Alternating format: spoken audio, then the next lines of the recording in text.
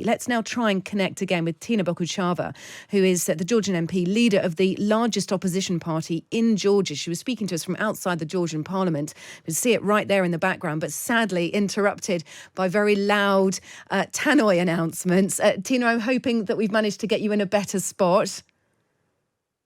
I hope so too. I've moved slightly away from. Well, it's lovely to have you with us again. Here. Yeah.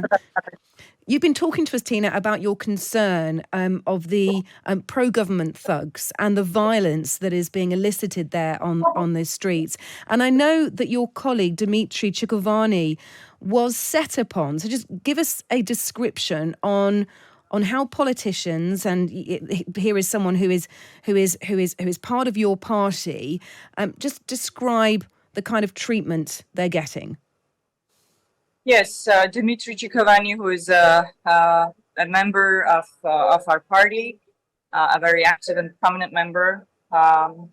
Also, the chairman of our party, who I mentioned, Levan Khabaishvili, who was also brutally beaten in the streets of Tbilisi. Georgia, who is not directly associated with our party, but has been very active in the protests, and just dozens and dozens of others who've been peacefully protesting against this Kremlin-inspired Russian law that aims to stifle and to silence critical voices here in Georgia ahead of key parliamentary elections that are sure to bring regime change away from the Ivanishvili, the Russian-made billionaire Ivanishvili government that Georgia has had since 2012, that has increasingly moved away from the West, from Georgia's Euro-Atlantic aspirations. And now with this Russian law, all of Georgia's international friends, be it the high-level visits we've had from the European Union or from the United States State Department, just today, Assistant Secretary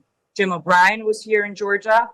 They have all said unequivocally that the adoption of this law is against Western principles, against the rules of transparency and openness and freedom of expression and association, and that it is not in line with Georgia's Euro-Atlantic aspirations. And nevertheless, the government has gone forward. As you mentioned, there was a third vote today in Parliament, and using violent tactics and physical attacks also on the MPs there in the plenary hall. The Georgian Dream, that's the name of the ruling party, which has really clearly turned into a nightmare at this juncture of Georgia's history, was violently attacking MPs, but nevertheless voted in favor because they have a clear majority. Look, you were physically threatened as well today, I understand. Yes. I was, as I was exiting the parliamentary building just to go to U.S. Assistant Secretary Jim O'Brien's meeting, which was nearby. I was on foot. There were many demonstrators, and there were also representatives of the special force. The Ivanishvili government has also used these extrajudicial violent squads that really are not formally part of the law enforcement, that they have used to individually single out and attack opposition leaders, journalists, civic activists, just anybody who is actively involved in these protests. And what I have to say is that these protests have been unprecedented in terms of numbers. Just a couple of days ago, when we all marched to Europe Square, the number reached 200,000, which is unprecedented in Georgia's recent history. Even people who were involved in the 80s in the National Liberation Movement, even in the 2003 Rose Revolution, the peaceful Rose Revolution that led to led subsequently to transfer of power from the Shevardnadze corrupt government to the new government that was led by my party. We have never seen such large-scale protests. The public is really united. The public is really consolidated, because more than 80%, up to 90% of the Georgian people want Georgia to be part of the European family, part of the Euro-Atlantic. Yes, there is an overwhelming majority of Georgians who would like you to join the European Union, and they have signalled their discontent today. Tina Bokuchava, will catch up with you again. So much to discuss, really. Georgian MP and leader of Georgia's main opposition party, the United National Movement. We have elections in October in Georgia, of course. Now, riot police are confronting protesters in Georgia after their parliament passed the controversial foreign agent law.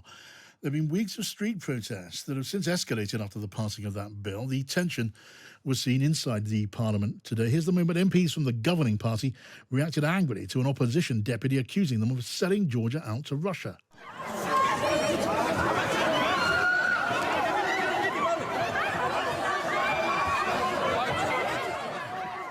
Well, that's what was the sound of what was going on inside that Georgia parliament. Politico's Gabriel Gavin's been following it all and is now on the line from Georgia. Hello to you, Gabriel. Good evening again. Thank you for having me back on. Welcome back, Gabriel. So what has been happening there now? Well, so this afternoon, the Georgian Parliament signed off a controversial package of legislation that would brand NGOs, civil society organizations that receive more than 20% of their funding from abroad as foreign agents. Since then, we've seen that what's been the culmination of weeks of protest kind of almost bubble over. So you can see just behind me, this is Freedom Square. Over the last couple of days and weeks, hundreds and hundreds of riot police have been based here, unpacking their equipment, getting ready to square off against the protesters in a bid to kind of keep them clear of the parliament. Today, they went even further, even though it was only a small crowd. It was about 3 p.m. People hadn't yet come from work or university to show their opposition to the bill. Riot police moved in, cleared the streets. They've deployed water cannons and indeed, I'm told, a sonar cannon as well that's intended to kind of disperse the crowd. Now we've got huge rallies taking place all up and down the street behind me on the way to and from Parliament, with people calling for the government to drop this bill. While normally the third reading would be the end of the process, the president, this country's own president, has vowed that she will veto this bill. And when she doesn't sign it, which is expected to, come to fruition over the next couple of days, a simple majority is required in Parliament to override it. So the message we're getting from the opposition and from protesters here is very much, this isn't over yet.